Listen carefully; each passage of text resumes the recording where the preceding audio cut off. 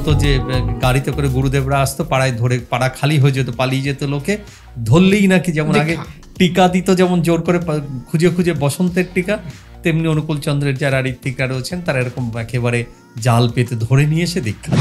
তা তিনি নিরামিষ খেতে বলতে বলছেন, কথা প্রসঙ্গে আমার অন্যদিকে চলে যেতে হচ্ছে আমাকে, বলেন যাহার ভিতর শোণিত প্রবাহিত হয় তা তোমরা গ্রহণ করতে যেও না। তার মানে আমিষ খেও না।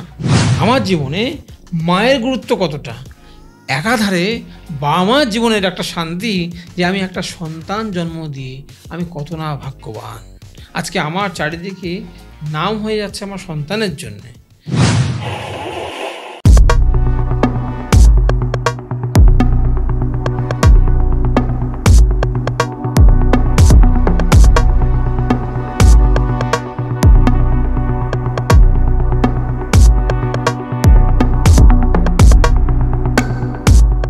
নমস্কার, হ্যাপি সানরাইজ পডকাস্টের আরও একটি নতুন পর্বে আপনাদের স্বাগত। আর আজকে কিন্তু রয়েছে আমাদের একটি নতুন বিষয় নিয়ে। অনেক দিনের আপনাদের চাহিদা ছিল এই বিষয়টা, ধর্ম যা মানুষ ধারণ করে। আর আজকে আমাদের আসলে সনাতনদের ভেতরে অনেক মতাদর্শ রয়েছে, বিভিন্ন মহাপুরুষ, বিভিন্ন মহাজন, বিভিন্ন উত্তম পুরুষ, তারা বারে বারে এসছেন আমাদের এই ভারতবর্ষের পুণ্য মাটিতে। তাদের ভেতরে আরও একজন জনপ্রিয় ব্যক্তিত্ব শ্রী শ্রী ঠাকুর অনুকূল চন্দ্র। আমরা যাকে সৎসঙ্গ নামেই তার মতাদর্শকে জেনে থাকি বা চিনি। আমরা সেই সৎসঙ্গের সহব্রতী ঋত্বিক মাননীয় শ্রী দিবাকর বাবুকে সঙ্গে পেয়েছি। দিবাকর পাল, নমস্কার। আমরা আজকে আলোচনা করব ঠাকুর অনুকূল চন্দ্রের, পরম পুরুষ ঠাকুর অনুকূল চন্দ্রের সৎসঙ্গ সম্পর্কে কিছু ধারণা, কিছু ভুল ধারণা, কিছু বিভিন্ন সমালোচনা। কেন, কবে, কোথায় হচ্ছে, কেন হচ্ছে, এই বিষয়গুলি এই নিয়েই আমাদের আজকের আলোচনা থাকবে। প্রথমেই বলবো, দিবাকর বাবু, আমাদের এই স্টুডিওতে আপনাকে স্বাগত। নমস্কার। আর আজকে আমরা আপনাকে পেয়ে সমৃদ্ধ, এবং আমরা আশা করব যে দর্শকরাও আপনার সুচিন্তিত যে মতামত, ঠাকুরের মতাদর্শ, পরম পুরুষ শ্রী শ্রী ঠাকুর অনুকূল চন্দ্রের যে মতাদর্শ, সারা ভারতবর্ষ জুড়ে কয়েক কোটি ভক্ত আছেন তার। ভালো যেমন আছে, তার সঙ্গে তো অনেক খারাপ কিছু, ভালো কিছু করতে গেলে খারাপ তো আসবেই, এমন অনেক কথা আছে। এই বিষয়গুলো কিন্তু খুব সরাসরি আলোচনা করব দর্শকদের সামনে। কোনো আপত্তি আপনার? কোনো আপত্তি নাই। কারণ এই মুহূর্তে দাঁড়িয়ে মানুষ, আমরা ফেসবুক ইউটিউবে গেলে আমরা যেটা বলবো যে দেওঘর ঠাকুরের যেটা লীলাক্ষেত্র এক কথায় বলা যেতেই পারে, সেইখানে যারা পরবর্তী প্রজন্ম রয়েছেন তাদের অনেক কাজকর্ম নিয়ে ইউটিউব থেকে ফেসবুক, সোশ্যাল কি বলবো প্ল্যাটফর্মগুলিতে একেবারে খুব বাজে বিষয়গুলো হচ্ছে। এখানে দাঁড়িয়ে কিন্তু বেশ আমরা বলবো যে যদিও ঠাকুরের গায়ে কালি ছিটছে কিনা জানি না, তবে এই সৎসঙ্গী এই শব্দটার উপরে বেশ কালি ছিটছে। আচ্ছা, তো আপনার কাছে জানতে চাইবো আজকে সবার আগে সৎসঙ্গটা কি, আচ্ছা সবার আগে জানতে চাইবো, এবং ঠাকুর সম্পর্কে প্রথমে আপনার কাছে জানতে চাইব। প্রথমত ঠাকুরের যে এই সৎসঙ্গ প্রতিষ্ঠা, এই সৎসঙ্গ মানে কিন্তু এটা নয় যে যারা সতের সঙ্গ করে তারাই সৎসঙ্গী, এটা নয়। সৎসঙ্গ কথাটা এসছে, সৎ কথাটা অজ ধাতু থেকে, আর অজ ধাতুর মানে হচ্ছে অস্তিত্ব। আর অস্তিত্বের কাজ কি? বাঁচা এবং বাড়া। তাহলে যে সঙ্গ মানুষের বাঁচা বাড়ার কথা বলে সেই সঙ্গ হচ্ছে সৎসঙ্গ। এখানে এই অর্থে যত মানুষ আমরা বেঁচে আছি সবাই কিন্তু সৎসঙ্গী। এই ভুল ধারণাটা মানুষের জানা উচিত যে শুধুমাত্র সৎসঙ্গে বা ঠাকুর অনুকূল চন্দ্রের যারা দীক্ষিত তারাই কেবল সৎসঙ্গী, তাও কিন্তু একদমই নয়। যারা অস্তিত্বকে বিশ্বাস করে, যারা বাঁচা বাড়াটা যাদের বিশ্বাস, এবং এটা তো প্রত্যেকে আমরা বাঁচছি এবং বাড়ছি, এ বিষয়ে কোনো সন্দেহ নেই। এই বাঁচা বাড়ার কথা যারা বলে সেই সঙ্গের নাম হচ্ছে সৎসঙ্গ। এবং সেই সঙ্গের যারা অনুগামী তাদেরকে বলা হয় সৎসঙ্গী। এক কথায় যদি আমরা বলি যে ঠাকুরের যারা ফলোয়ার্স তারা অবশ্যই বাঁচা বাড়ার কথা বলে, সেই সঙ্গে যত পুরুষোত্তম বা যত মহাপুরুষ আছে বা যারা কোনো পুরুষোত্তমকে গ্রহণ করেনি, বা ধরুন যারা নাস্তিক, এক অর্থে নাস্তিক যেহেতু হয় না কেউ, তাহলেও যারা অস্তিত্বকে বিশ্বাস করে সবাই সৎসঙ্গী। আমরা এটা বলতে পারি অদীক্ষিত সৎসঙ্গী আর অদীক্ষিত, মানে সৎসঙ্গীর মধ্যে দীক্ষিত আর অদীক্ষিতরা বলতে পারি যে দীক্ষিত সৎসঙ্গী, অদীক্ষিত সৎসঙ্গী, এটা ঠিক আছে। ঠাকুর অনুকূল চন্দ্রের মতাদর্শে বিশ্বাসী যারা, তারা সৎসঙ্গী, যারা বিশ্বাসী নয় তারাও সৎসঙ্গী, কিন্তু তারা অদীক্ষিত সৎসঙ্গী। বাহ, এই অর্থে প্রত্যেকে, এভরিবডি, সবাই সৎসঙ্গী। যারা সৎকে মেনে চলে, অর্থাৎ যারা অস্তিত্বকে মেনে চলে, বাঁচা বাড়াকে যারা মেনে চলে, তারা প্রত্যেকে সৎসঙ্গী। সেই অর্থে সৎসঙ্গের কোনো কালিমা কিন্তু ছড়ায় না। আমাদের কনসেপশনটা ভুল বলেই, আমাদের ধারণাটা না থাকার জন্য আমরা এটা হয়তো কাদা ছিটাচ্ছি। নেক্সট, এই যে মানে আপনি একটা ছোট্ট কথা বললেন, বেশ খুব ছোট্ট নয়, কথাটার মর্মার্থ অনেক, যে যারা আমার সঙ্গে আছে সেও ভালো, যে আমার সঙ্গে নেই সেও ভালো। এই যে সুন্দর একটা কনসেপ্ট। এবং যে দীক্ষিত, অর্থাৎ ঠাকুর অনুকূল চন্দ্রের মতাদর্শে যারা বিশ্বাসী, আপনি সেই সৎসঙ্গের সঙ্গ করেন। একদম। কনসেপ্টটা কি আপনাদের, ভাবনাটা কি? ভাবনাটা হচ্ছে ঠাকুরের যেটা আদর্শ, যে মানুষ সুস্থ হয়ে বেঁচে থাকবে, সুন্দরভাবে বৃদ্ধি পাবে, এটার নামই ধর্ম। ঠাকুর বলছেন যে ধর্মে সবাই বাঁচে বাড়ে, সবাই, কেউ বাদ নেই। সম্প্রদায়টা ধর্ম না রে, আমরা কিন্তু সম্প্রদায়টাকে ধর্ম করে নিয়েছি। অর্থাৎ কেউ বলছি আমরা হিন্দু ধর্ম, কেউ বলছি মুসলিম ধর্ম, কেউ বলছি আমরা খ্রিশ্চান ধর্ম, এরকম, এরা একটা সম্প্রদায়।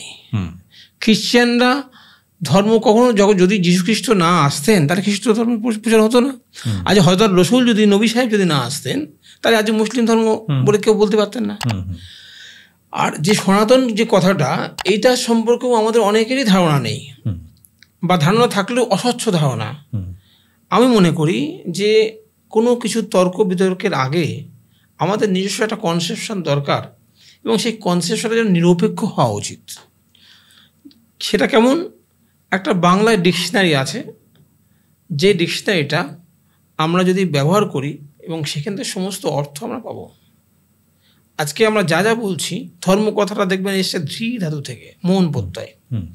ধৃ ধাতু মন প্রত্যয় যদি তাই হয়, তাহলে যা নাকি ধারণ করে মানুষ বাঁচে এবং বাড়ে, তাকে বলা হয় ধর্ম। বাঁচতে নরের যা যা লাগে, তাই নিয়েই তো ধর্ম জাগে।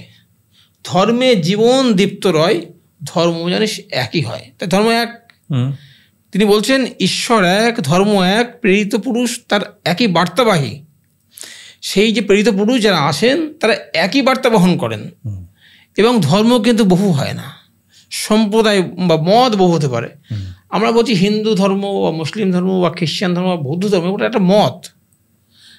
কারণ কোনো মতের সঙ্গে কোনো তারতম্য নেই। আপনি শ্রীকৃষ্ণ যা বলেছেন গীতায়, তার সঙ্গে ঠাকুর রামকৃষ্ণ যা বলেছেন, তফাৎ কিছু পাওয়া যাবে না। হয়তো ভাষার হেরফের, ওটা সংস্কৃতিতে বলা হয়েছিল, ঠাকুর হয়তো বাংলা ভাষায় বলেছেন, এইটুকু ডিফারেন্স। হয়তো কেউ শুদ্ধ ভাষায় বলেছেন, মূলে গিয়ে দেখবেন একই কথা। তা ধর্ম মানে কিন্তু যে আমরা একটু গেরুয়া বসন পড়লাম, একটু টিকি নিলাম, তিলক করলাম, এই সাধু, ঠাকুর বলতে সাধু সেজো না, সাধু হতে চেষ্টা করো। আর সাধু মানে হচ্ছে যিনি 7 ধাতুকে নিষ্পন্ন করে। সন্ন্যাসী মানে হচ্ছে যার সমস্ত বৃত্তি প্রবৃত্তি সতে ন্যস্ত। কত সুন্দর কথা। আমরা ধারণা কি ছিল, সংসার ধর্ম ফেলে শুধু ওই বাগানে বা পাহাড়ে পর্বতে কি সাধারণ সেই নাকি সন্ন্যাসী না। সতে যারা সমস্ত কিছু ন্যস্ত করেছেন। সৎ মানে কি? অস্তিত্ব, বাঁচা বাড়া। তাহলে আমার জীবনটা আরো সুন্দর করে বাঁচা বাড়ার জন্যে যা যা কিছু, তার জন্য আমার সমস্ত বৃত্তি প্রবৃত্তি আচার সবকিছু যিনি ন্যস্ত করেছেন, তিনি সন্ন্যাসী। এত ভালো কনসেপশন কে দিচ্ছেন? ঠাকুর অনুকূলচন্দ্র দিচ্ছেন। এগুলোর সঙ্গে আপনারা মিল পাবেন যদি কোনো আপনারা বাংলা ডিকশনারি খুঁজে দেখেন, প্রত্যেকটার কিন্তু আলাদা আলাদা ব্যাখ্যা আছে। সেই জায়গায় গেলে পরিষ্কার হয়ে যাবে। ঠাকুর বলছেন যে যে আচরণ বাক্য কর্ম বাঁচা বাড়ার উৎস হয়, কত সুন্দর কথা। আমরা যে আচরণটা বাঁচা বাড়ার উৎস হয় তাকেই জানি ধর্ম বলে, নইলে ধর্ম কিছুই নয়। তাহলে যে আচার, যে আচরণ, যে কথা, যে বার্তা, যে চাল চলন আমার বাঁচা বাড়ার আরও বেশি বৃদ্ধিপ্রাপ্ত করে, সেটাই ধর্ম। এর জন্য আমাকে কীর্তন করতে হবে, এর জন্য আমাকে রামাবলী গায়ে দিতে হবে, এর জন্য আমাকে ওই একটা জায়গায় একটা কোনায় থাকতে হবে, তা কিছু না। আমি সাধারণভাবে জীবনযাপন করছি, আমার ভেতরে ভেতরে আমার নাম চলছে, সিম্পল একদম। এটা হচ্ছে ধর্ম। মানে আমার ধর্ম মানে বেঁচে থাকা, বৃদ্ধি পাওয়া। কিন্তু এর মধ্যে আপনি বলতেই পারেন যে দাদা গাছও তো বেঁচে আছে, প্রশ্ন করতেই পারেন, গাছও বেঁচে আছে, গাছও বৃদ্ধি পাচ্ছে, একটা কুকুর সেও বেঁচে আছে, বৃদ্ধি পাচ্ছে, তারা কি ধর্ম করছে? এটা খুব মারাত্মক প্রশ্ন। তাহলে গাছ বেঁচে আছে, বৃদ্ধি পাচ্ছে, ধর্ম করছে, কিন্তু তার একটা আলাদা ধর্ম আছে, ইউনিভার্সাল ধর্ম না। পিঁপড়ে বেঁচে আছে, পিঁপড়ে খাদ্য সংগ্রহ করছে, বাড়ছে, সেও ধর্ম করছে, তার একটা নিজস্ব ধর্ম আছে, নিজস্ব ধর্ম। আবার আমরা যে ধর্মটা করছি, এই ধর্মের মধ্যে তারা সুন্দর কথাটাকে মিশাতে হবে, কিচ্ছু না। বেঁচে এবং বেড়ে প্রত্যেকেই চলছে, কিন্তু সেই বাঁচা বেড়াটা সুন্দর হওয়া দরকার। অর্থাৎ আমি নিরোগ থাকবো, আমি সুস্থ থাকবো, আমার আচার আচরণ, কথাবার্তা, চালচলন সব কিছু সুন্দর হবে, তাহলে আমি ধর্ম করছি। আর আমি ধর্ম করছি, আমাকে কেউ পোষে না, আমাকে দেখে মানুষ ঘৃণা করে বা আমাকে অস্বীকার করে, আমার চাল চলন চরিত্র সব মানে বাঁচা বাড়ার পরিপন্থী, তাহলে আমি কিন্তু ধর্ম করছি না। এই যে ঠাকুরের যে কনসেপশন। আর একটা প্রশ্ন আপনারা হয়তো করলেন না, সেটা হচ্ছে, এই প্রশ্নটা অনেক জায়গায় এসে থাকে এবং অনেকের মনে আছে। আপনি কাউকে প্রশ্ন ধর, আগে কর্ম কর, তারপর ধর্ম করিস। কিন্তু কর্ম আর ধর্ম যে এত অঙ্গাঙ্গী একটা সম্পর্ক পরস্পরের মধ্যে, যে কেউ একা না। যারা বলছেন যে আগে কর্ম করো তারপর ধর্ম, ধর্মকে তোমার খেতে দেবে, এই কথাটা কিন্তু বলতে পারে না। কারণ আমি একটা উদাহরণ দিয়ে দিচ্ছি। এটা একটা কলম, ধী ধাতু মানে ধারণ করা। আমি এটা ধারণ করলাম, আমি কে বলছি লিখবে, আমাকে লিখতে হবে। একটা গাছ কাটবেন, একটা কুড়ুল নিলেন আপনি, সেই কুড়ুলটাকে নিয়ে বলছেন গাছ তুই এই কুড়ুল তুই কাটবে না। তাহলে ধর্ম মানে ধারণ করা। তাহলে পেনটাকে ধারণ করে লিখতে বলে লিখবে না, আমাকে লিখতে হবে, তাহলে ওটা কর্ম। ধর্ম কি আলাদা? কুড়ুলটাকে ধরলেন, কুড়ুলটাকে ধরে বললেন কাটছে না, আপনাকে কাটতে হবে, এটা কর্ম। তাই আগে ধর্ম, পরে কর্ম। যে যত মত পরে করবে না কেন, ধর্ম তাকে আসতে হবে, সে রামাবলী গায়ে দিক আর না দিক। কনসেপশনটা এটাই যে তুমি আগে ধারণ করো, আপনাকে খেতে গেলেও আগে তো ধরতে হবে, তবে তো খেতে হবে। তাই ধর্ম এবং কর্ম পরস্পরের উপর নির্ভরশীল, কেউ আলাদা না। ধর্ম যে করছে সে কর্ম করছে, কর্ম যে করছে সে ধর্ম করছে। কর্ম ধর্মকে বাদ দিয়ে না, ধর্ম কর্মকে বাদ দিয়ে না। তা সেই ধর্মটাকে মানুষের যেটা ভুল কনসেপশন মানুষের ছিল, সেই জায়গাটাই ঠাকুর অনুকূলচন্দ্র এসে ক্লিয়ার করে দিলেন যে বাঁচা বাড়াটা সুন্দর করবার জন্য তুমি যা যা করো নি, তাহলে আমার বাঁচতে এবং বাড়তে গেলে কী দরকার? আমাকে ঘুম থেকে উঠেই যাতে আমার শরীর সুস্থ থাকে তা করা দরকার। সকালবেলা উঠে তিনি নাম ধ্যান করার কথা বলছেন, উষায় নিশায় মন্ত্র সাধন, চলাফেরায় জপ, যথাসময় ইষ্ট নির্দেশ, মূর্ত করায় তপ। অর্থাৎ ভোরবেলায় উঠে আমরা যদি সাধারণ ভজন করি, প্রত্যেকটা ব্রাহ্ম মুহূর্তে, এই ব্রাহ্ম মুহূর্তে করার একটা আলাদা ফল আছে। যদি সাধারণ ভজন যারা করে তারা কিন্তু বেশিরভাগই দেখবেন ব্রাহ্ম মুহূর্তে করে। এই ব্রাহ্ম মুহূর্ত যেমন ধান যারা বোনে তারা জানে কোন সময় তাদের জো, ঠিক সেই জোতে যদি ধানটা লাগায় তবে কিন্তু ফলনটা ভালো হবে। আর যদি জো চলে যায় হবে না। ঠিক সাধন ভজন যারা করে নাভি কোনোটাই হবে না। এই ধর্মজগতেও ঠিক তেমনি যারা সাধন ভজন করে তাদের প্রপার টাইম হচ্ছে এই ব্রাহ্ম মুহূর্ত। অর্থাৎ এই 3:30 থেকে 5:30, 6টা এর মধ্যে করতে হবে। এর মধ্যে করলে যেমন ওই ধান চাষের যেমন একটা জো থাকে, এই নাম ধানের একটা জো থাকে এবং অনেক কিছু দর্শন হয়, শব্দ, ধ্বনি, হ্যাঁ, বিভিন্ন রকমের আওয়াজ। এগুলো আমাদের যারা সাধন ভজন করে তারা জানে, বিভূতি দর্শন হয়। অ্যাকচুয়ালি আমি মনে করি বিজ্ঞানী যারা, তারা যে পরিমাণ সাধনা, যে পরিমাণ তপস্যা, যে পরিমাণ চেষ্টা একটা আবিষ্কারের জন্য করে, তার থেকে অনেক কম সময়ে কিন্তু তারা ভগবান দেখতে পারে। এবার যদি আপনি বলেন যে আপনি ভগবান দেখেছেন, ভগবানকে ফিল করতে হয়, ফিল করতে হয়, আমার অনুভূতি দ্বারা ফিল করতে হয়, ভগবানকে দেখা যায় না। কিন্তু ভগবান, যারা ভগবানের যারা কাজ করে তারা ভগবানকে দেখতে পারে। ভগবানকে দেখতে গেলে ভক্তের কাছে যেতে হবে, কারণ ভক্ত না থাকলে ভগবানের কোনো মূল্যই নাই। আবার ভগবানেরও ঠিক তেমনি ভক্ত না থাকলে কোনো মূল্য নেই। ভক্ত ছিল তাই আজকে শ্রীকৃষ্ণ আজকে পরিচিতি হলো, আজকে রামচন্দ্রের পরিচিতি হলো। যদি আজকে হনুমানের মতো ভক্ত না হতো, রামচন্দ্রকে কেউ চিনত না। ঠাকুর রামকৃষ্ণও ঠিক তেমনি আজকে যদি বিবেকানন্দ না থাকতেন, গিরিশ ঘোষ যদি না থাকতো, লেরো মহারাজ যদি না থাকতো, তাহলে কেউ চিনত না। সেই জন্যে যেমন ভক্তেরও প্রয়োজন আছে, তেমনি ভগবানের প্রয়োজন আছে। এই ভগবান আসে কেন? যখন ধর্মের গ্লানি হয়, অর্থাৎ বাঁচা বাড়ার যখন মানুষ উল্টো চলে, ঠাকুর বলছেন বাঁচা বাড়ার উল্টো চলে ম্লেচ্ছ জানিস তাদের বলে। যারা বাঁচা বাড়ার পরিপন্থী, এই কর্ম যখন বেড়ে যায় তখন তারা ঠিক থাকতে পারে না, তখন তাদেরকে আবার এই পৃথিবীতে আসতে হয়। কারণ তিনি সবই দেখছেন। এখানে আর একটা জিনিস আমাদের খুব পরিষ্কার হওয়া দরকার, সেটা হচ্ছে ভগবান কাকে বলে, ঈশ্বর কাকে বলে, এই কনসেপ্টটা কাকে বলে, দেবতা কাকে বলে, মহাপুরুষ কাকে বলে, পুরুষোত্তম কাকে বলে। এই প্রথমে বলছিলাম যে নেকতাই গুরু কাকে বলে, বেত্তাই গুরু কাকে বলে, সিদ্ধাই গুরু কাকে বলে, সাধক গুরু কাকে বলে, সাধ্যায়ী গুরু কাকে বলে। এগুলো অনেক ক্লাসিফিকেশন আছে, ডেফিনেশন আছে। আমরা কি করেছি, মুড়ি মিশিয়ে এক করে দিই, সব এক। এই এক করার জন্যই কিন্তু যত গোল বেঁধে গেছে। যদি আমাদের কাছে এই যন্ত্রটা থাকতো, বা যন্ত্রটা থাকতে গেলে তো এই নিয়ে পড়াশোনা করতে হবে, চর্চা করতে হবে, সাধন করতে হবে। তাই যদি আমাদের যন্ত্র থাকতো, যন্ত্রই মেপে দেখতাম এটা কোন ক্যাটাগরির মধ্যে পড়ে। যেমন ল্যাবরেটরিতে যারা পরীক্ষা করে ব্লাডের মধ্যে কি কি আছে না আছে, কোন শ্রেণীর মধ্যে পড়ছে, যেটা বের করতে পারে, ঠিক তেমনি এই গুরুদের ক্লাসিফিকেশন বা গুরুদের যদি ডেফিনেশন মানুষ জানতো, তার এক করে দিত না। এক কোনো কিছু নেই পৃথিবীতে, যা কিছু একটা পাতা আর একটা পাতা যদি আপনি দূরবীন যন্ত্র দিয়ে আপনি পরীক্ষা করে দেখেন, অনেক ডিফারেন্স পেয়ে যাবেন। অনেক ডিফারেন্স, কোনো পাতার সঙ্গে কোনো পাতার মিল নেই, কোনো ফলের সঙ্গে কোনো ফলের মিল নেই, কোনো কিছু নেই। আপনি দুটো বাড়ি একইভাবে করবেন, কিছু না কিছু ডিফারেন্স থাকবেই থাকবে। তা যদি না হতো, তিনি এক এবং অদ্বিতীয় হতো না, তাই তিনি বহু হয়ে যেতেন। তিনি এক এবং অদ্বিতীয় মানেই একমাত্র এক, মানে তিনি।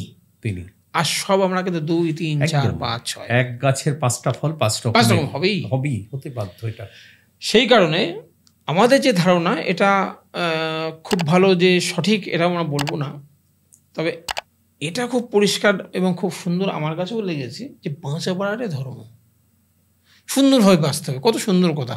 তার জন্য আপনাকে যে দীক্ষা নিতেই হবে এরকম কোনো ব্যাপার নেই, দীক্ষা নেওয়ার প্রয়োজন আছে। কিন্তু যদি আপনি সেই চাল চলনগুলি আপনার থাকে, তাহলে কিন্তু একই কাজ হবে। কিন্তু যেমন আমরা বাড়িতে বসেও আমরা MA পাস করতে পারি বই পড়ে, কিন্তু তার দাম থাকে না, তার জন্য আমাকে স্কুলে যেতে হয় একটা সার্টিফিকেটের জন্য। ঠিক তেমনি দীক্ষাটা নেওয়াও ঠিক তেমনি আমাকে একটা স্কুলে ভর্তি হওয়া।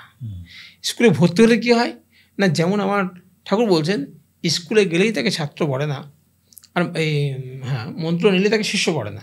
হৃদয়টা শিক্ষক বা গুরুর আদেশ পালনের জন্য সর্বদা উন্মুক্ত রাখতে হয়।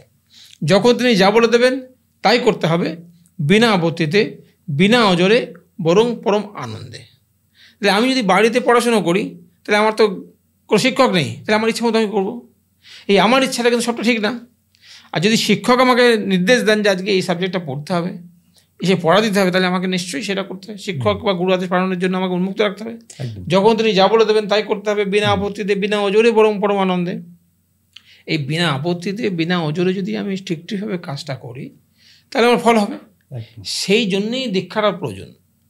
আর দীক্ষাটা মানে কিন্তু নাক ছিটকানো কোনো বিষয় না, এটা সম্পূর্ণ সায়েন্স। ঠাকুর একটা সুন্দর বাণীর মধ্যে বলছেন যে দীক্ষাটার অনেক বড় দাম, এটা কিন্তু খুব কম মূল্যবান জিনিস না।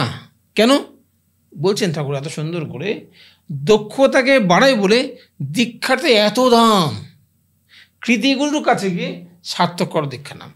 হয় আমরা তথাকথিত যারা শিক্ষিত তারা নাক ছিটকাচ্ছি, ভাই নাক ছিটকাচ্ছি কেন না, আমার বৃত্তি প্রবৃত্তিভাবে চলবো, তাই আমরা বৃত্তি প্রবৃত্তিভাবে চলতে, কারণ আমাদের সেই ক্ষমতাটুকু নাই। আমার চোখে যদি একটা কুটো বা একটা ছোটো পোকা এসে আমার চোখে ঢুকে যায়, সেই চোখের কুটোটা বের করার ক্ষমতা আমার নাই, অথচ আমরা বলছি আমি সব কিছু করছি, এটার জন্য আমার একজনের প্রয়োজন আছে। ঠিক তেমনি এত বড় একটা জীবন, সেই জীবনটা চালাতে গেলে আমাদের অনেক দক্ষতা দরকার। আর এই দক্ষতা কিন্তু কখন বাড়বে? যখন আমরা তাকে ধরে তার কথা মতন আমরা চলবো, এই জীবন চালনার প্রত্যেকটা লওয়াজিমা যখন আমাদের জীবনে পালন করব, তখন জীবনটাকে আমরা উপভোগ করব। আজকে আমরা জীবনটাকে উপভোগ করতে গিয়ে আমরা দুর্ভোগ করছি। আজকে আমরা তাকে গ্রহণ করার পরিবর্তে আমরা আমাদের কাছে তিনি এসেছেন গোলক গ্রহ। আজকে যদি আমার জীবনটাকে প্রকৃত উপভোগ করতে হয়, তাহলে আমাকে কিন্তু গ্রহণ করার দরকারই আছে। কারণ এখানেও একটা কথা, বাঁচতে হলে বাঁচার বিধান মেনে তোমার চলতেই হবে, নইলে বাঁচন বাঁচবে না আর নিছক জাহান নামে যাবে। কত সুন্দর কথা। তাহলে আজকে আমি বেঁচে থাকবো, বেঁচে থাকার জন্য বিধান আছে। ঠাকুর বলছেন যা ইচ্ছে তাই করবে তুমি, তাকে দূরে চলবে না, ভালো ছাড়া মন্দ করলে পরিস্থিতি ছাড়বে না। তাহলে আমার যখন কোনো বাঁধন নেই, আমি যা ইচ্ছে তাই করবো, আমার কোনো ওপরে মালিক নেই।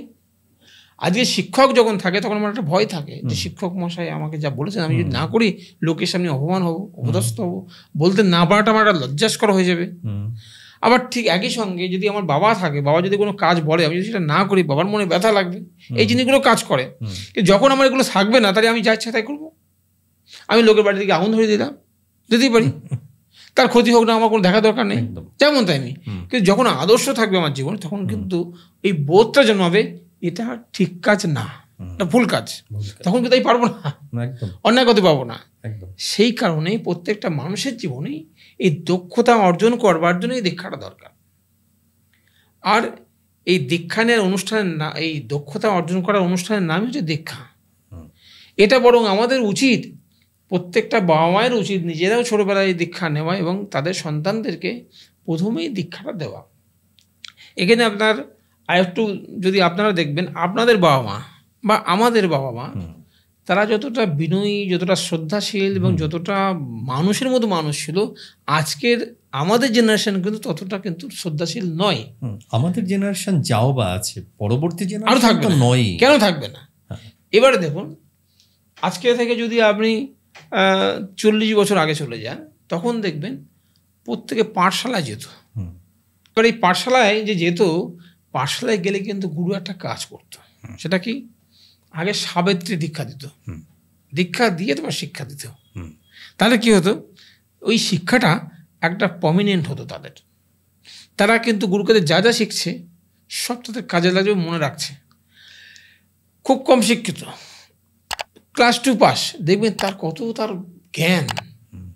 তার বাবার সামনে সে নম্র ভদ্র, মানে মাথা উঁচু করে সে চলে না, ঠাকুমার সামনে চলে না, প্রণাম করে, শ্রদ্ধা করে, মানে যেখানে বড়রা কথা বলে সেখানে ছোটরা আসে না, এগুলো খুব ছিল। এখন কিন্তু সেগুলো নেই। এখনকার জেনারেশন এখন মাস্টারমশাইয়ের কাছে বিড়ি দিশলাই চাইছে, তাহলে কোথায় চলে গেছে আজকে? তাই তখন এটা হতো কেন? ওই দীক্ষা নিয়ে শিক্ষা দিত, মানে আশ্রমিক যে শিক্ষা ব্যবস্থা, একদম একদম একদম, ওইটা যে হাতে কলমে শিক্ষা। আপনার কাছে এবার ছোট্ট আরেকটু অন্যদিকে ঢুকি, টুক করে একটু ঢুকে যায়, তাহলে কি আপনার মনে হয় যে আশ্রমিক যে শিক্ষা ব্যবস্থা ছিল আমাদের, এটার কি প্রয়োজনীয়তা এখনো আছে আমাদের? এখনো আছে।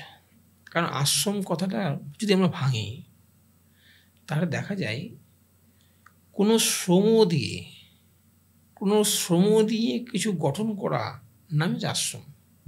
শ্রম নেই অথচ আশ্রম নেভার। দেখবেন যত আশ্রম তৈরি হয়েছে, প্রচুর ত্যাগ, তপস্যা, তিতিক্ষা, অনেক অভাব অনটনের মধ্যে বহু কষ্ট করে কি তার আশ্রম তৈরি হয়েছে। শ্রম দিয়ে সেখানে যে কাজকর্ম করা হয় বা সেখানে যে শ্রম দিয়ে যে আনন্দ পাওয়া, সেই জায়গাটার নাম হচ্ছে আশ্রম। আশ্রমিক যে শিক্ষাটা, এটার এই কারণে দরকার, ওখানে হাতে কলমে শিক্ষার ব্যাপার ছিল।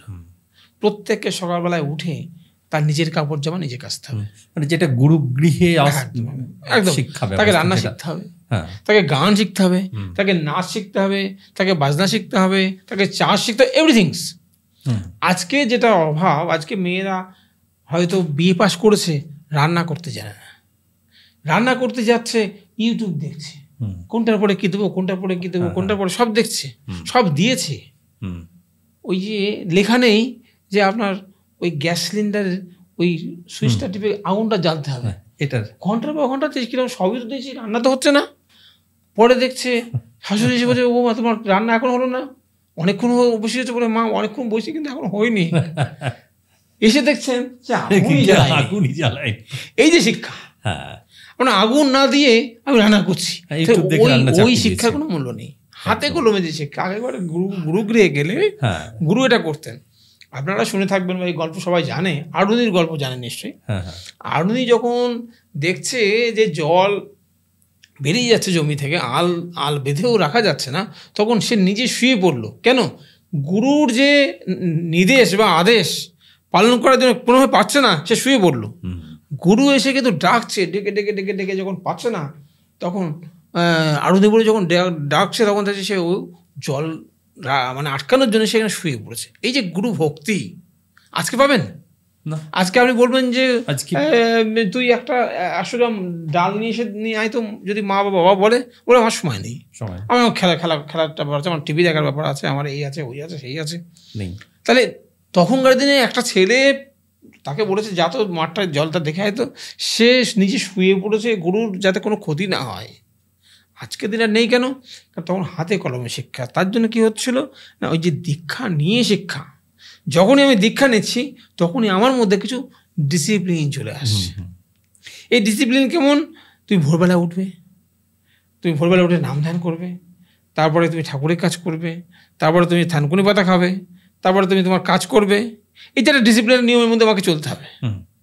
আর যখন দীক্ষা বিহীন, আমার কোনো ডিসিপ্লিন নেই। আমি 9টায় উঠতে পারি, আমি 8টায় উঠতে যখন খুশি। এই যে যখন খুশি উঠার মধ্যে আমার শরীর ঠিক থাকবে না, মর্নিং ওয়াক হচ্ছে না, নাম ধ্যান হচ্ছে না, সবটাই কিন্তু সায়েন্স। আজকে নাম ধ্যান করার যে কথাটা, ঠাকুর বলছেন নামে মানুষকে তীক্ষ্ণ করে, ধ্যানে মানুষকে স্থির এবং গ্রহণক্ষম করে। আজকে দীক্ষাটা নেওয়াটা কত বিজ্ঞানসম্মত আমি একটুখানি এটা বলার দরকারই আছে। অবশ্যই আমাদের যে এইটা আমরা আজ্ঞাচক্র বলি, তৃতীয় নেত্র, যেটা তৃতীয় নেত্র বা তেসরা তিল বা ত্রিবেণী, আমরা অনেকে অনেক কথাই বলি। এর ঠিক নিচে অল্প একটুখানি 1-1.5 ইঞ্চি ভেতরে থাকে পিটুইটারি গ্রন্থি, গ্ল্যান্ড। এই পিটুইটারি গ্ল্যান্ড কি হয়, যখন আমরা নাম ধ্যান করি তখন ওই পিটুইটারি গ্ল্যান্ডটা টেম্পটেড হয়, উত্তেজিত হয়, তার থেকে একটা ক্ষরণ হয়, সিক্রেশন হচ্ছে। কি হচ্ছে, কেন হচ্ছে? যখন আমরা নাম ধ্যান করছি তখন ওই যে সিক্রেশনটা হচ্ছে সেটাকে বলে মেলাটোনিন ক্ষরণ। এটা সায়েন্সের ছেলেটা ভালো বুঝবে। এই মেলাটোনিন কি করে, কত সায়েন্টিফিক দেখেন দীক্ষাটা। দীক্ষা নিয়ে ঠাকুর বলছেন উষায় নিশায় মন্ত্র সাধন চলাফেরায় জপ, যথাসময় ইষ্ট নির্দেশ মূর্ত করায় তপ। তাই উষা নিশা কেন বললেন? সায়েন্সটা কোথায় দেখবেন, সায়েন্স যারা পড়ে তারা জানে যে মেলাটোনিন ক্ষরণ কখন হয়, সূর্য উঠে গেলে আর হয় না। সূর্য যখন অস্ত যায় তখন থেকে মেলাটোনিন ক্ষরণ শুরু হয়, আর যখন শুরু হয় তখন বন্ধ হয়ে যায়। তাহলে এই পিরিয়ডটা কেন? এই পিরিয়ডটাতে নাম ধ্যান করতে বলছেন। এই পিরিয়ডে নাম ধ্যান করলে কী হবে, আমার বেশি মাত্রা মেলাটোনিন ক্ষরণ হবে। বেশি মাত্রা যখন মেলাটোনিন ক্ষরণ হবে, তাহলে আমার এই ক্ষরণের জন্য আমার কী কী উপকার হতে পারে? প্রথম যেটা উপকার হয়, আমার ব্রেন সেলগুলো অ্যাক্টিভ। আমরা যত মানুষ পৃথিবীতে আছি তার মধ্যে 2-3% কিন্তু আমাদের ব্রেন সেল অ্যাক্টিভ। যারা বিজ্ঞানী তারা 5-6% তাদের অ্যাক্টিভ। আর যদি আমরা এই ব্রেন সেলগুলোকে আরও বেশি অ্যাক্টিভ করতে পারি, তাহলে আমরা কত বেশি গুণের অধিকারী হব, আমাদের কমন সেন্স কত গ্রো করবে। কোনো একটা কিছু হলেই আমার সঙ্গে ব্রেন বলে দেবে এটা এই করতে হবে, এটা করতে হবে, এটা ওই করতে হবে, কমন সেন্স। তাই ব্রেন সেল যত অ্যাক্টিভ হবে তার স্মৃতিশক্তি তত বাড়বে, তার ধারণা শক্তি তত বাড়বে। গেল আমাদের যেটা সবথেকে মানুষের জীবনের যে দরকার, সেটা হচ্ছে আমাদের ইমিউনিটি পাওয়ার অত্যাধিক বেড়ে যায়, গ্ল্যামার বেরোয়। কোনো পুরুষের বা মহিলা যেই নাম ধ্যান করুক তাদের মধ্যে এই চামড়া গুটিয়ে যাবে না, একটা গ্ল্যামার থাকবে। তাহলে এইটুকখানি করার জন্যে দীক্ষাটা কত সায়েন্স। যদি এটা ছোটোবেলা থেকে করা যায় তাহলে আমার রোগবালাই হওয়ার সম্ভাবনা কম রয়েছে, আমার বার্ধক্য আসার সম্ভাবনা কম রয়েছে, আমার শরীরে বিভিন্ন রকম সমস্যা আছে সেগুলোকে আমি দূর করতে পারছি, কারণ আমার শরীরটা সেভাবে রেডি আছে। কোনো কিছু দুর্ঘটনা বা কোনো সমস্যা হলে আমি সমস্যার সমাধান করতে পারছি, সমস্তগুলো অ্যাক্টিভ। তো এরা যদি আমার লাইফ টাইম থাকে তো সেটা খারাপ না ভালো? অবশ্যই ভালো। এটা ছোটবেলা থেকে, সেই জন্যেই ওই গুরুগৃহে গেলেই তারা সাবিত্রী দীক্ষা দিত, দীক্ষা দিয়ে তারপর বলতো শিক্ষা ধর। তাই ঠাকুর বাণীর মধ্যে বলছেন, দীক্ষা নিয়ে শিক্ষা ধরিস, আচার্যকে করে সার। মানে আচার্যর কথা মতো, আচার্য কেন বলছে? কারণ যিনি আচরণ করে শেখান তিনি হচ্ছে আচার্য। যিনি আচরণ করেন না, শুধু জ্ঞান না, তিনি আচার্য হতে পারেন না। যিনি নিজে আচরণ করেন, অপরকে শেখান, তিনিই আচার্য। তাহলে সেই গুরু কিন্তু সব, উনি কাপড়ও কাচতে পারতেন এবং নিজে শিখিয়ে দিতেন, রান্না করাটাও শেখাতেন, গান করাটাও শেখাতেন, বাজনাটাও শেখাতেন, চাষ করাটাও শেখাতেন, তাই তিনি আচার্য। তাই আচার্যকে করে সার। এবার বলছে দীক্ষা নিয়ে শিক্ষা ধরিস, আচার্যকে করে সার, আচরণই বোধ সে অনেক জ্ঞানের সাগর হনা পার। তাহলে এই আচরণ করে আমাদের জ্ঞানের সাগর সেটা পার হতে বলছেন তিনি। আজকে দীক্ষাবিহীন যে শিক্ষা, এই শিক্ষা মানুষকে মানুষ তৈরি করছে না। তাই আজকে দিকে দিকে এত বৃদ্ধাশ্রম বেড়ে যাচ্ছে, দিকে দিকে আজকে মানুষকে কোর্টে যেতে হচ্ছে, বলছে যে আমার ছেলে আমাকে খেতে দেয় না, আমার মেয়ে আমার উপর অত্যাচার করে। কেন? তার কারণ হচ্ছে দীক্ষাবিহীন শিক্ষা। দীক্ষা যখনই আছে এবং সে যদি তার ইষ্ট বা আদর্শ বা গুরু বা আচার্য যাই বলি, আমি অভিহিত করি না কেন, তার কথা মতন যখন আমি চলছি, তখন কিন্তু আমি কাউকে অশ্রদ্ধা করতে পারছি না। কারণ প্রত্যেকের মধ্যে সেই ঈশ্বরীয় সত্তাটাকে আমার ভেতরে কিন্তু তারা জাগ্রত হচ্ছে, যে প্রত্যেকের মধ্যেই তো তিনি আছেন। আমি কার সঙ্গে ব্যথা দেবো, কার প্রাণে ব্যথা দেবো, আমি কার সঙ্গে হিংসা করব, আমি কাকে মারবো, যাকে মারবো তার মধ্যে তো তিনি আছেন। এই যে বোধ, ঠাকুর এখানে বলছেন খুব সুন্দর করে, ঘটে ঘটে ইষ্টস্ফুরণ যখনই তোর হবে, ব্রহ্মবোধের প্রথম ধাপটি ঠিক পাবে তুই তবে। তাই ঘটে ঘটে মানে প্রত্যেকটা মানুষের মধ্যে, প্রত্যেকটা জীবের মধ্যে আমি তার সত্তা আমি খুঁজে পাচ্ছি। তাহলে যখনই আমরা এই তার নির্দেশ মাফিক চলছি, তখন আমার মধ্যে একটা শ্রদ্ধার চাষ তৈরি হচ্ছে। আর এই শ্রদ্ধার চাষটাই শেখাচ্ছে যে আমার জীবনে বাবার গুরুত্ব কতটা, আমার জীবনে মায়ের গুরুত্ব কতটা। একাধারে বাবা মার জীবনের একটা শান্তি, যে আমি একটা সন্তান জন্ম দিয়ে আমি কত না ভাগ্যবান। আজকে আমার চারিদিকে নাম হয়ে যাচ্ছে আমার সন্তানের জন্যে। কেন? কারণ হচ্ছে একটাই, যে সেই সন্তান বাবা মার প্রতি শ্রদ্ধাশীল, সে কখনো তার বাবা মাকে বৃদ্ধাশ্রমে পাঠাতে পারছে না, সে বাবা মাকে কোনো সময় রাগ করতে পারছে না, সে বাবা মা নিজে না খেয়েও বাবা মাকে সন্তুষ্ট করবার জন্য সে চেষ্টা করছে। এই শিক্ষা পেতে গেলে আদর্শ বা দীক্ষা ছাড়া সম্ভব কোনো মতেই হতে পারে না, কেউ শিক্ষা দিতে পারে না। কারণ এগুলো হচ্ছে মানুষের মধ্যে আসে। কারণ একটা কথা বলছেন যে অভ্যাসেরই ঝর্ণা ধারায় আসে সংস্কার। এটা একটা সংস্কার। এই যে শ্রদ্ধা করতে করতে করতে করতে একটা সংস্কার, তার সন্তান যে হবে সেও কিন্তু দেখছে আমার বাবা তো নিত্য আমার দাদুকে প্রণাম করে, নিত্য তো বলে যে পিতা স্বর্গ পিতা ধর্ম পিতা হি পরমং তব পিতরি পিতি মা পর্ণে প্রিয়ন্ত সর্বদেবতা বলে আমার বাবাকে প্রণাম করে, দাদুকে প্রণাম করে। একাধারে আবার মাকে, আমার ঠাকুমাকে প্রণাম করে করে বলে জননী জন্ম ভূমেশ্বর স্বর্গাদবি গরিয়সী বলে কিছু একটা দেয়। ওরা দেখে, ওদের কিন্তু বড় লাগে না, ওরাও দেখাবেন একটু বড় হয়ে বলছে মা আমাকে কিছু দাও, দিল। বাবার কাছে গিয়ে বলছেন বাবা পিতা স্বর্গ পিতা ধর্ম পিতা হি পরমং তব পিতরি পিতি মা পর্ণে প্রিয়ন্ত সর্বদেবতা বলে যখন প্রণাম করছে, বাবার জীবনটা সার্থক হচ্ছে, মায়ের জীবন সার্থক হচ্ছে, এই তো আমার সুযোগ্য পুত্র। কিন্তু আজকে মানুষ ছেলে পেলে জন্ম দিয়ে যে কান্নাকারি করতে করতে তার জীবনটা ওষ্ঠাগত হয়ে যাচ্ছে। একটাই কারণ, আমরা ছেলেকে টাকা ইনকাম করার যন্ত্র তৈরি করতে চাই, আমরা সন্তানকে মানুষ করতে চাই না।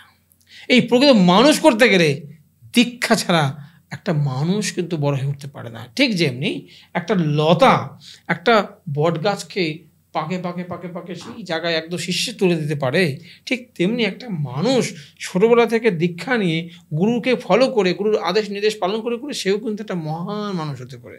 তাই ঠাকুর বাণীর মধ্যে দিয়ে বলছেন যে পিতা মাতা গুরুজনে শ্রদ্ধা পিতা মাতায় শ্রদ্ধা ভক্তি পূরণ গরণ ঝোঁক, সেই মানুষটি ভবিষ্যতের মহান একটি লোক। তা যা ছোটোবেলা থেকে পিতামাতার প্রতি শ্রদ্ধাশীল হয় এবং পূরণগরণ ঝোঁক হয়, সেটা ভবিষ্যতের মহান লোক হয়। ঠাকুর সুন্দর করে বলছেন স্যার আশুতোষ, নেতাজি সুভাষ কোথায় পেল শক্তি, দেখ খুঁজে দেখ, এর পেছনে আছেই মাতৃভক্তি।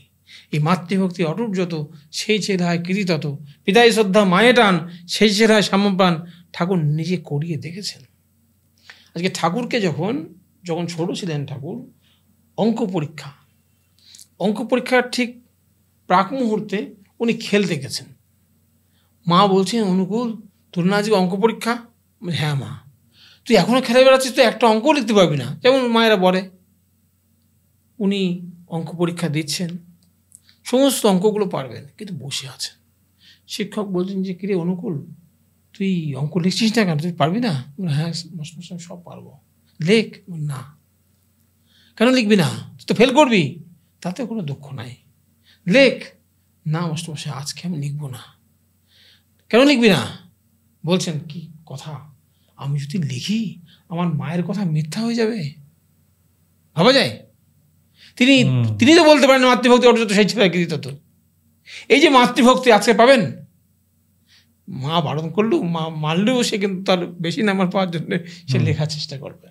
পরবর্তীকালে ঠাকুর অনুকূলচন্দ্র আরেকবার পরীক্ষা নেওয়া হয়েছিল এই মাতৃভক্তি দেখে। তা তিনি হচ্ছে আচার্য, এই কারণে তিনি নিজে আচরণ করে শেখান। এই মাতৃভক্তি, এই পিতৃভক্তি তিনি নিজে দেখিয়েছেন বলে তো আজকে আমাদের শেখাতে পারছেন বা আমরা করতে পারছি।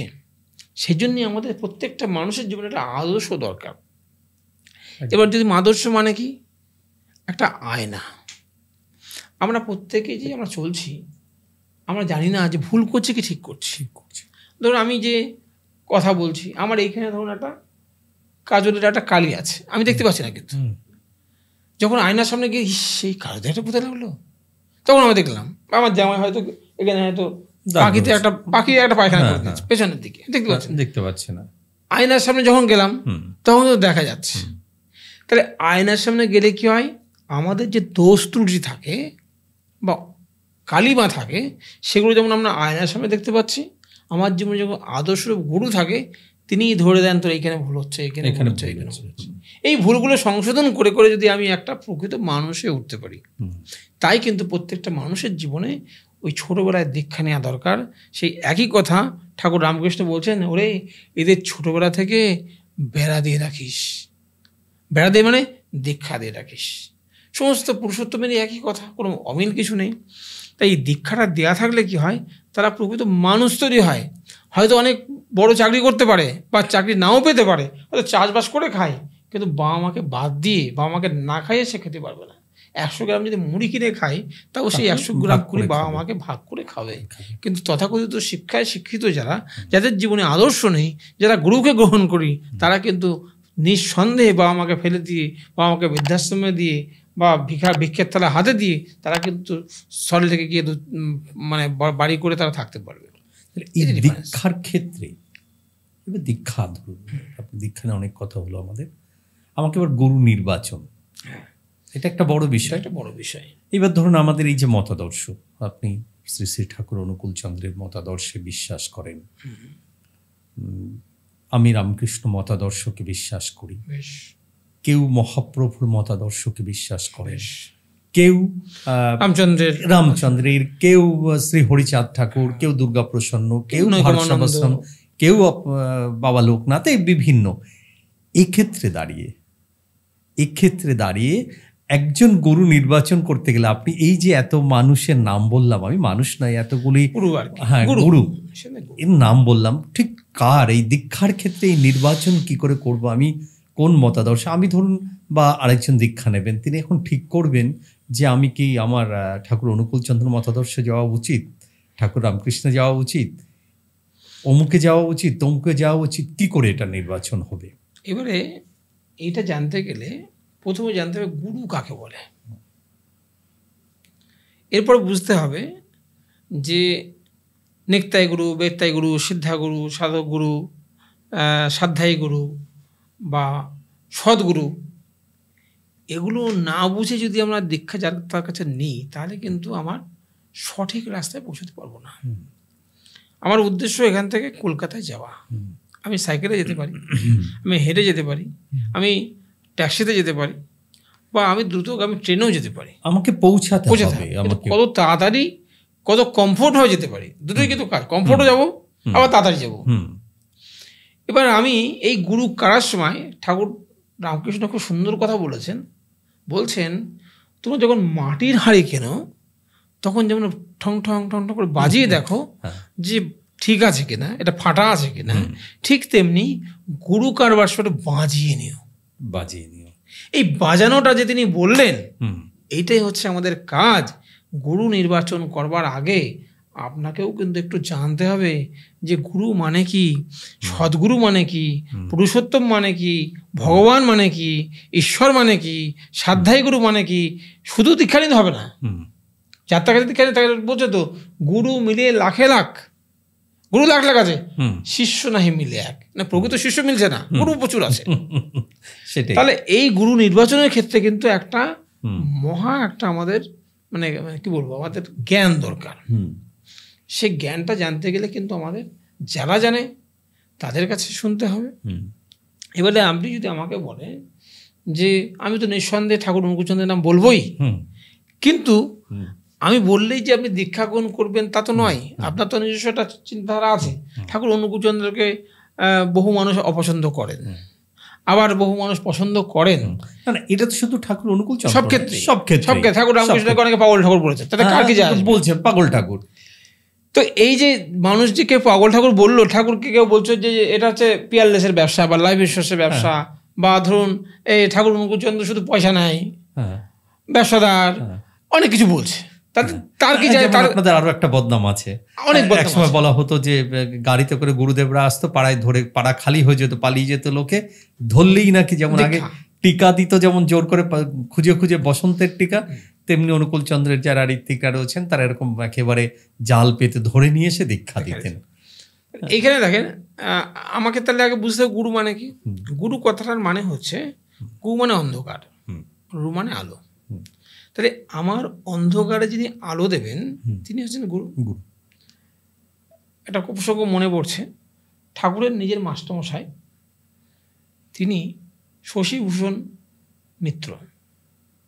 তা উনি কোনো ভাতেই ঠাকুরকে মানতে পারতেন না, ঠাকুর ভালোবাসতেন। তা একদিন বলছে, অনুকূল তোমার সবই বুঝলাম, কিন্তু এই দীক্ষা নেওয়ার ব্যাপারটা আর ইষ্টভীতি কথাটা এটা আমার একদম ভালো লাগে না। ঠাকুর বলছেন, যখন আপনি রাতের অন্ধকারে রাস্তা দিয়ে যান, যখন বৃষ্টি ঝড় আসে, তখন আপনার সঙ্গে সঙ্গে যে যায়, যে আলো নিয়ে আপনার সঙ্গে যায়, আপনি কি তাকে দেখেছেন? কেন যায়? মানে রাতের অন্ধকারে উনি যাচ্ছেন, দেখছেন কেউ একটা আলো নিয়ে যাচ্ছে, দেখতে পাচ্ছেন না তাকে, আলো নিয়ে যাচ্ছেন। ঝড় বৃষ্টিতে যাচ্ছেন, দেখছেন ওনার মাথায় একটা ছাতা নিয়ে, তাই বলছেন এই অনুকূলকে তো বয়ে নিয়ে যেতে হয়, এই জন্যই ইষ্টবিধি করে, এই জন্যই দীক্ষা লাগে। পরবর্তীকালে তিনি দীক্ষা নিয়েছিলেন, অনেক বেশি বয়স ঠাকুর থেকে। এবারে তাহলে আমার অন্ধকারে যিনি আলো দেবেন তিনি গুরু, আমার অন্ধকার পথে যিনি টর্চ লাইট জ্বালিয়ে দেবেন তিনি আমার গুরু। এবারে এই গুরু কিন্তু দীক্ষাগুরু, শিক্ষাগুরু, যে ধরেন আপনাকে তবলা শিখিয়েছে সে তবলার গুরু, যে স্কুলের শিক্ষক সে শিক্ষাগুরু, যে হারমোনিয়াম গান সে গানের গুরু। এইভাবে অনেক গুরু আছে, অনেক আছে। আরে কোন গুরুকে আমি চয়েস করব? এবার জীবন চলানোর জন্যে আমার একটা গুরু দরকার। এইবার আপনার প্রসঙ্গে আসে দেবদেবতা, কারণ দেবদেবতা কেন বড় দরকার, অনেকের এটা ধারণা।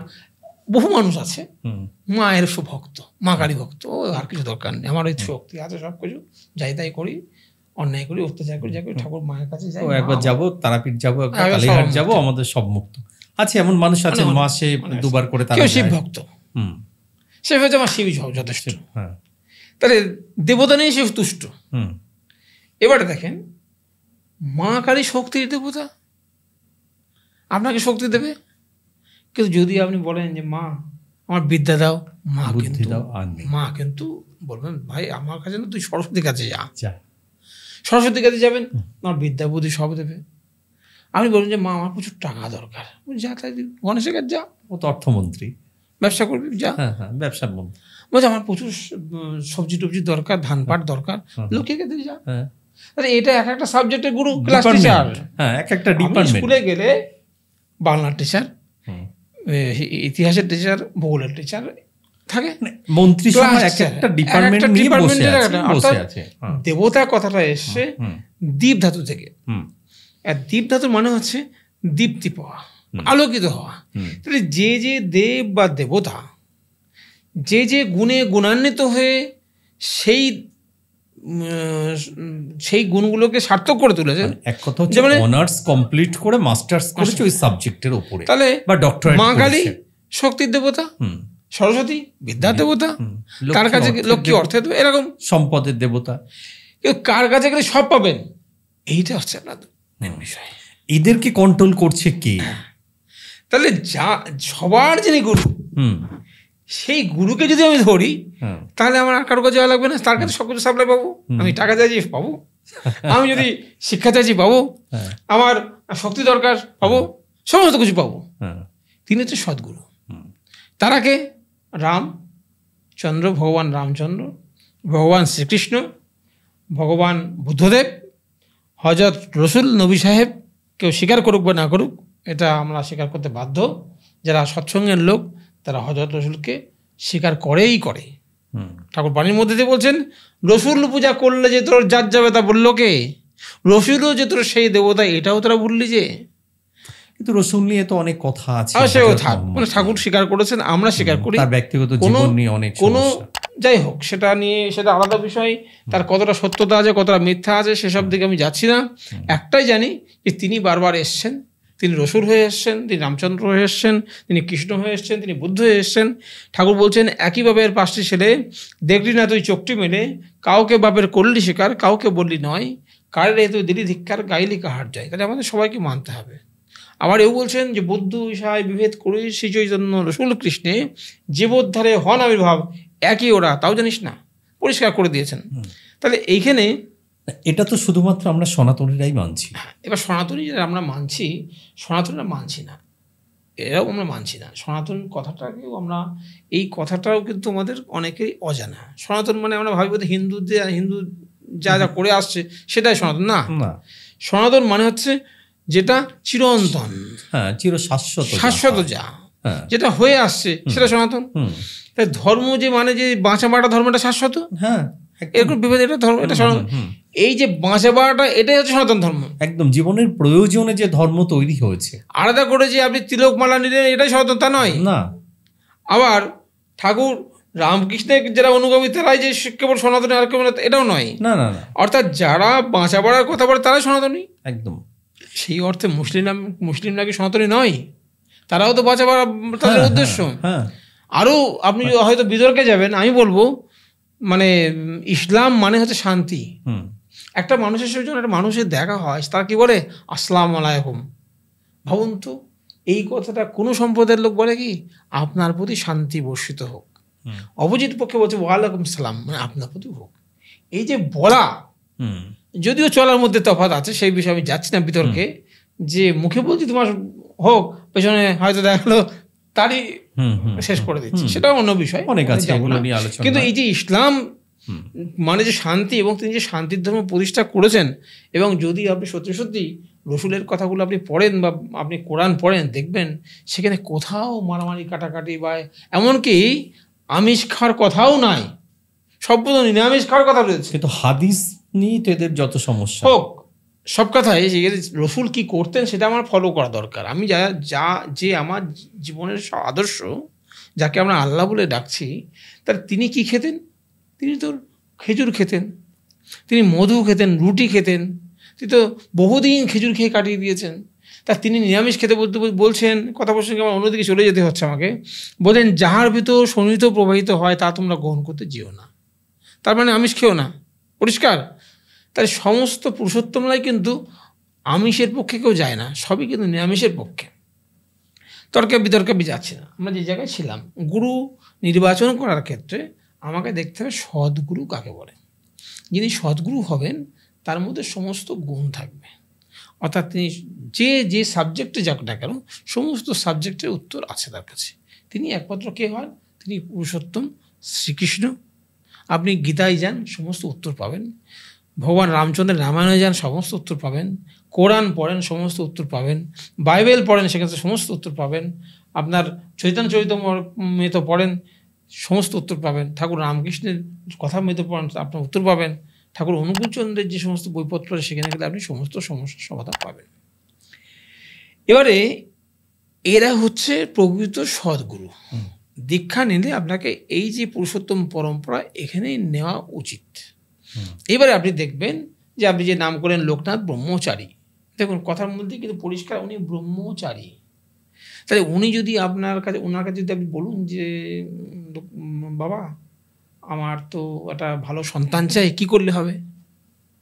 উনি তো সন্তান উৎপাদন করেননি না, তাহলে কি সেই উত্তর আপনি পাবেন না? তাহলে তো ঠাকুর রামকৃষ্ণ করেননি। ঠাকুর রামকৃষ্ণ করেননি। এবার রামকৃষ্ণ করেননি বলে যদি আপনি তার কাছে বলেন যে রামকৃষ্ণ সংসার করেছেন, বিয়ে থা করেছেন, তাহলে বিয়ে থা করলে কি হয়, সেই স্বাদ উনি পেয়েছেন, কিন্তু ব্রহ্মচারী কিন্তু সে স্বাদ পায়নি। না, পেয়েছে কি? না, পায়নি। তা সেই স্বাদ উনি বলতে পারবেন না। তাহলে এই যে সংসার করার যে গুরুত্ব সেটা কিন্তু ঠাকুর রামকৃষ্ণ জানেন, কিন্তু ব্রহ্মচারী আপনি কিন্তু সেটা পাবেন না। ওখানে শুধু আপনি ব্রহ্মচর্য পালন করতে হয় কেমন করে সেটা আপনি জানবেন। এবারে ধরুন যারা এই আপনার বামাখ্যাপা, সর্বদাই তিনি ভক্ত ছিলেন, একটা মহান ভক্ত, তার গায়ে কি কাপড় জামা আছে সেটাও সে দেখছেন, এতটাই সে ভক্ত। তার কাছে গেলে আপনি কি পেতে পারেন? ভক্তি পেতে পারেন। তার কাছে আপনি যদি ব্যবসা কেমন করে করবো, ইনকাম কি পারবেন না, দেবে না, পাবেন কি? তাহলে সেখানে নেই। তাহলে আপনি যদি ঠাকুর অনুকূলচন্দ্রের কাছে যান, তিনি বলছেন ব্যবসার 5টা নীতি আছে, সেই 5টা নীতি মেনে চলো। যে ব্যবসায় করিস না তো এই বৈদ্যকের মহাজন ইষ্টগুরু সেবা হলেই জানিস তার পতন। ব্যবসা যদি করতে চাস ব্যবহার রেখে শেখ, মানুষে করে স্বস্তি ভরা রবে না দুঃখের রেখ। তাহলে আপনি ব্যবসা বললে ব্যবসা, আপনি শিক্ষা যদি বলেন তিনি শিক্ষাকে একে বলছেন, মানে সমস্ত সাবজেক্টের জ্ঞান, কী করে একটা ভালো সন্তান হবে, কি করে সংসারে শান্তি হবে। প্রকৃতত আমরা কি করতে চাই? আমরা তো শান্তি পেতে চাই। শান্তি পেতে গেলে তার যে ফর্মুলা সেটা কিন্তু পাওয়া যাবে। এবারে হচ্ছে প্রশ্ন যে আপনি যদি এখন শ্রীকৃষ্ণের দীক্ষা নেন, তাহলে আপনার গীতার যে সংস্কৃত সেই ব্যাখ্যা করতে আপনার সময় লাগবে। তখন তো বই ছাপানো হয়নি, তখন তো আবিষ্কারই হয়নি, তাহলে আমাদেরকে বিশ্বাস করতেই হচ্ছে। আমি ধরে দিচ্ছি যেহেতু ভগবান শ্রীকৃষ্ণ তিনি আমাদের ঠাকুর ছিলেন, তাই আমি 100% মেনে নিয়েই বলছি তৎকালীন সময় তৎকালীন সমস্যার সমাধানের জন্য যা যা করা দরকার তাই তিনি বলেছেন। রামচন্দ্রের আমরা কিন্তু সত্যবাদী হও, সৎ কথা বলো, এটাই কিন্তু তার মধ্যে উদ্দেশ্য। যে কারণে রামচন্দ্রকে 14 বছর বনবাস পালন করতে হলো পিতৃসত্য পালন করার জন্য।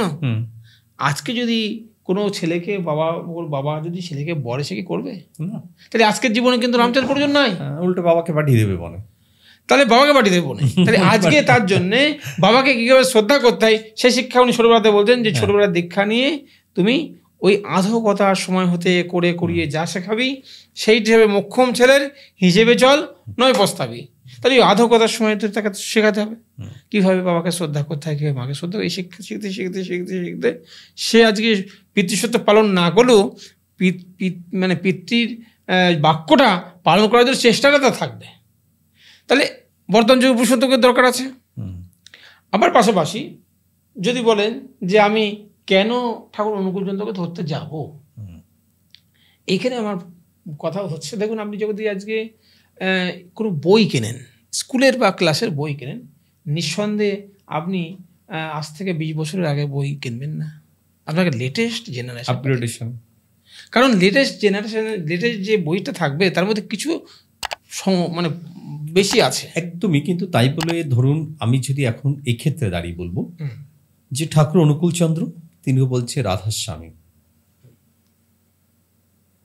ঠাকুর শ্রী রামকৃষ্ণদেব তিনি মায়ের উপরে রাধাকৃষ্ণের মূর্তি রেখে পুজো করছেন, মায়ের থেকেও তার কাছে মায়ের পর মানে উপরে তার ছবি, রাধাকৃষ্ণের ছবি, মায়ের ছবি। তাহলে আমি কেন, আমরা নতুন বই লিখতে গেলেও পুরনো বইকে সামনে রেখে এনলার্জ করি মাত্র, কিছু অংশ যোগ করি মাত্র, তাহলে কেন আমি শ্রীকৃষ্ণের মতাদর্শে যাব না? সেক্ষেত্রে তো আমি সরাসরি ঈশ্বরকে ধরছি, আমি কেন ভায়া রুটে যাব? আমরা যেটা বললাম যে গুরু নির্বাচন করব সদ্গুরু, যার ভেতরে সমস্ত জ্ঞান রয়েছেন, তাহলে তো আমরা স্বয়ং শ্রীকৃষ্ণ মতাদর্শ নিয়ে বিশ্বাস করতে পারি। শ্রীকৃষ্ণকে ধরছেন, তার বিবর্তনী যে ছন্দ, এই বিবর্তনী ছন্দের লেটেস্ট যে পুরুষোত্তম এসছেন তাকে আমি গ্রহণ করছেন, মানে কিন্তু সে শ্রীকৃষ্ণকে